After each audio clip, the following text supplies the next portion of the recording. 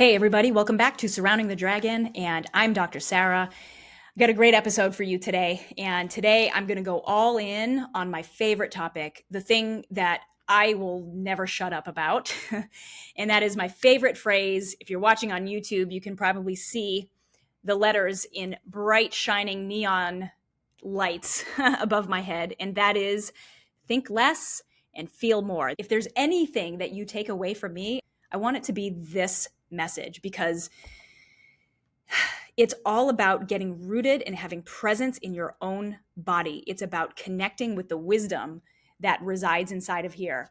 And no matter what you're trying to accomplish in your life, in your body, in your performance, whatever it is, there is no situation where thinking less and feeling more will not serve you. So if there is anything that you take away from me in this whole journey that we're spending together, let it be this: think less and feel more.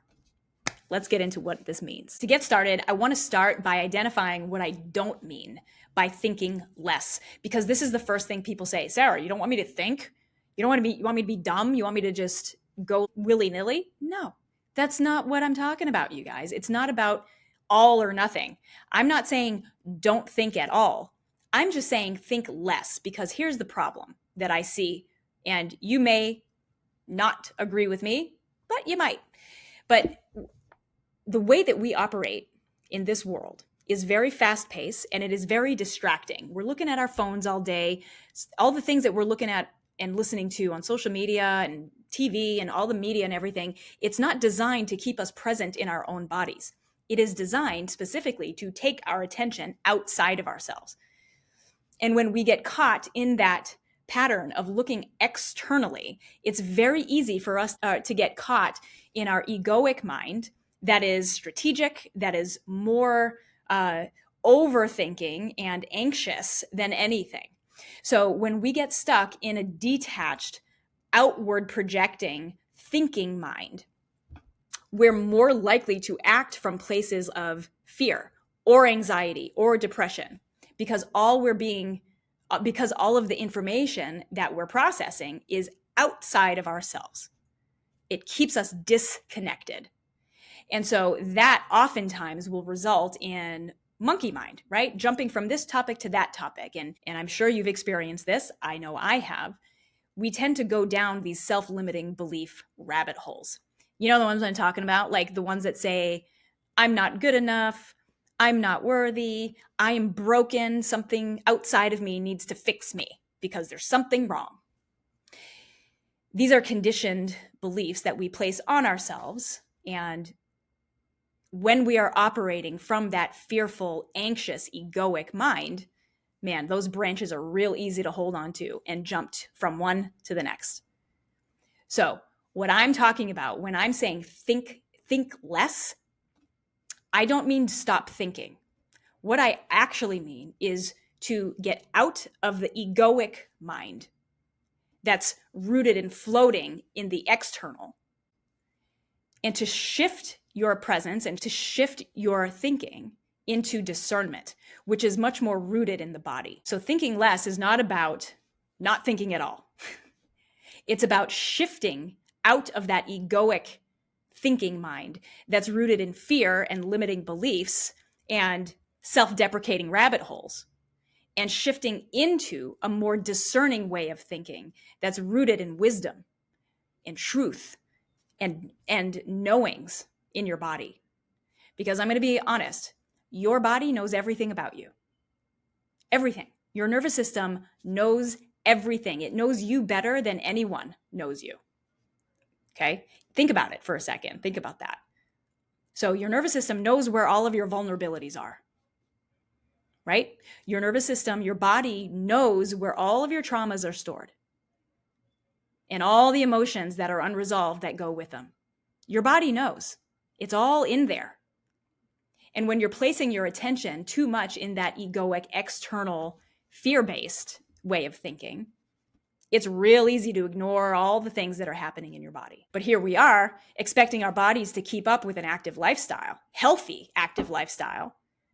But yet there's this disconnect between my attention and what my body is saying.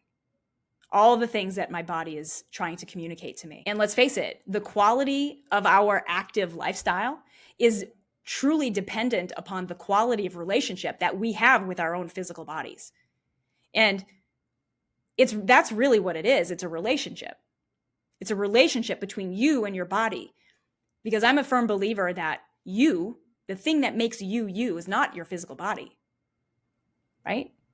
You have a spirit, you have a soul that resides inside of here, right? The you that makes you you experiences life through this physical vessel.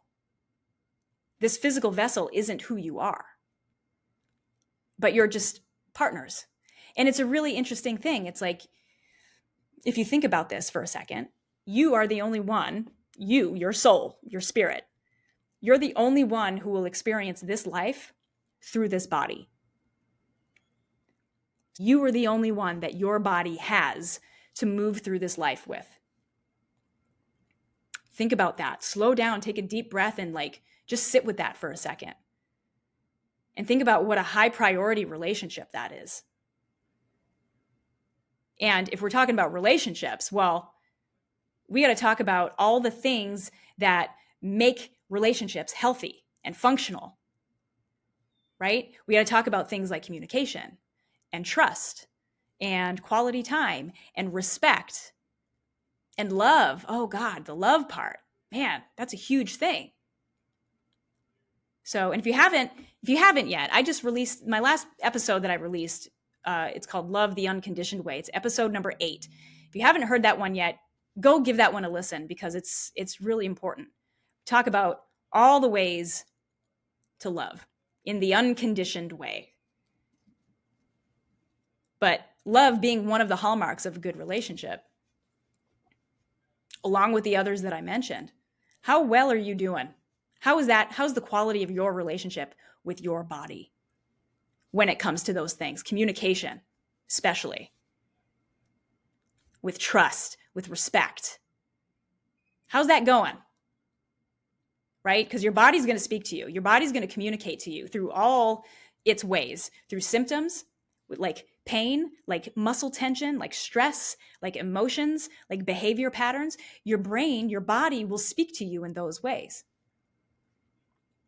And the way that you tap into it, the way that you listen to what your body is saying is by feeling it, by pulling your attention out of your egoic, external facing mind and getting it anchored into the soulful part of your body. This is where it's all happening internally.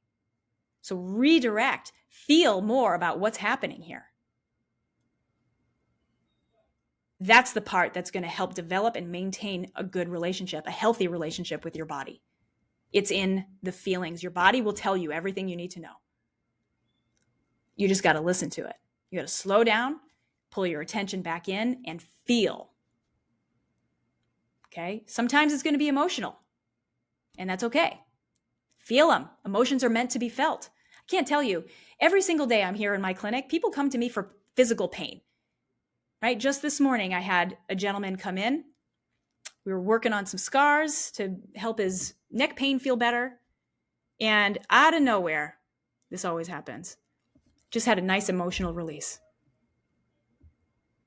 Just because we opened the door and we allowed him the space to feel what was there. And you know what? He got up after the treatment, felt a lot better. Granted, we did do some acupuncture. We did some work on his scars. We did lots of other things.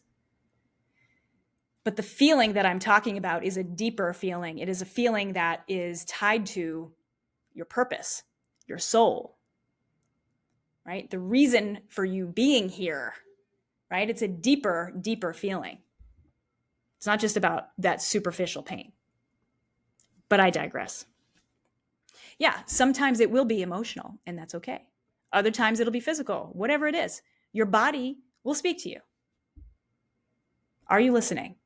That's the question. And if we take this position of this angle of developing a relationship with your body, right? Could you imagine being in a relationship with someone who just shuts you out all the time? Someone who denies what you're feeling when you try to express it, right? Can you imagine? Anyone? Like, raise your hand. I'm going to raise mine. Raise your hand if you've ever been in a relationship like that, where you've just been shut down and shut out, ignored, beat down, right? I've been in that relationship. The reason I got into the relationship is because I was ignoring what my body was saying. That's how I ended up in a marriage that I didn't belong in. I ignored what my body was telling me out of fear.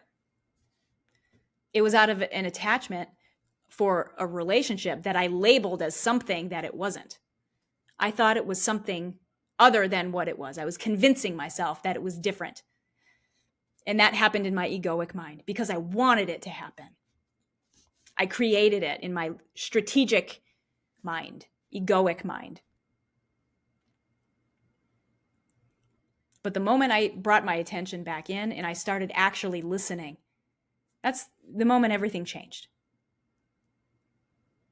So, what kind of relationship do you have with your body? What kind of partner are you? Because we know your body's going to show up. We know your body's going to speak to you. And we know that your body will not lie to you. It just doesn't. It only brings truth. Whether you want to hear it or not, that's a different question. Whether you want to engage with it or not, that's a different question. That's a different conversation. But your body will not lie. Your ego will, but your body will not. So, what are you bringing to the relationship table when it comes to your body? How present are you? How much are you listening? Right? And if you were in a relationship with someone who just ignored you all the time, someone who shot you down when you told them you were in pain, said, suck it up, get back to work harder, right? Oh, you're tired? Oh, just drink another energy drink, you'll be fine. Can't sleep at night? Meh, sleep tomorrow. Sleep when you're dead. Yeah. How long would you be in that relationship? Would you stay with them long? There's the question. Little self-reflection. What's what we do around here at Surrounding the Dragon? Little self-reflecting prompts. In fact, why don't we do this? I'm going to give you this. If you want to take the next step, you want to just not listen to this episode and actually do something with it, here's a little tidbit, little at-home exercise you can try for yourself.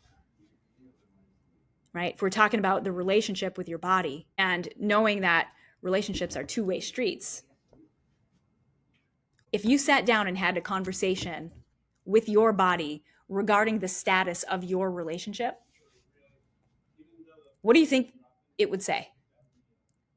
What kind of review would you get by your body? Interesting question. In fact, let's explore that a little bit if you feel inclined to do so.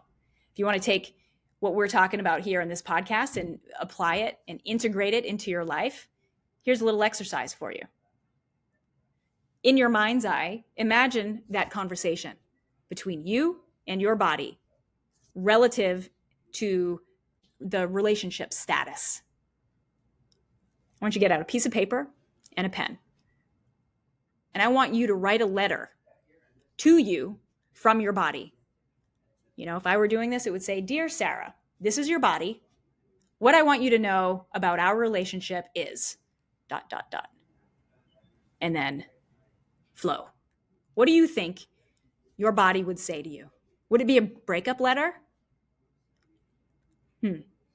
I want out. Or would it be something else? There's no right or wrong answer. But the message here, it's not about not thinking at all. And it's not about just being in your emotions all day and turning into a crybaby. No, that's not what thinking less and feeling more means. It's about getting out of your egoic mind rooted in fear and getting into the discerning mind rooted in your body. That discernment that's grounded in knowing, in what you know to be true. And it's based entirely on the wisdom that your body is carrying. You just got to listen. So thinking less and feeling more is really more about developing a healthy, functional relationship with your own body, being present and having presence in your own body, in that relationship. Because your body wants good things for you. And I know you want good things out of your body, right? Yeah. So think less and feel more. Get out of the ego, get into the soul. Get out of the strategic overthinking mode and get into the discernment of what you know to be true, what you know is right for you. And the you I'm talking about is your soul, your spirit, and your body. I hope this was helpful. I hope this clears it up. I could go on and on and on about this, and I probably will in other episodes. But for now, if there's anything that you take from me, anything at all, let it be this. Think less and feel more. You do that, you'll experience a lot more ease in your body and in your life in general. Probably in your other relationships too, with other people. Just saying. We'll save that for another episode. So you guys, if this episode was helpful, if this shifted a perspective for you or introduced something new and different, let me know. Shoot me a DM on Instagram, hit the like button, and maybe share this episode with someone who might need to hear it. I would really appreciate it. And until next time, thanks for being here. Thanks for listening, and we'll see you on the next one.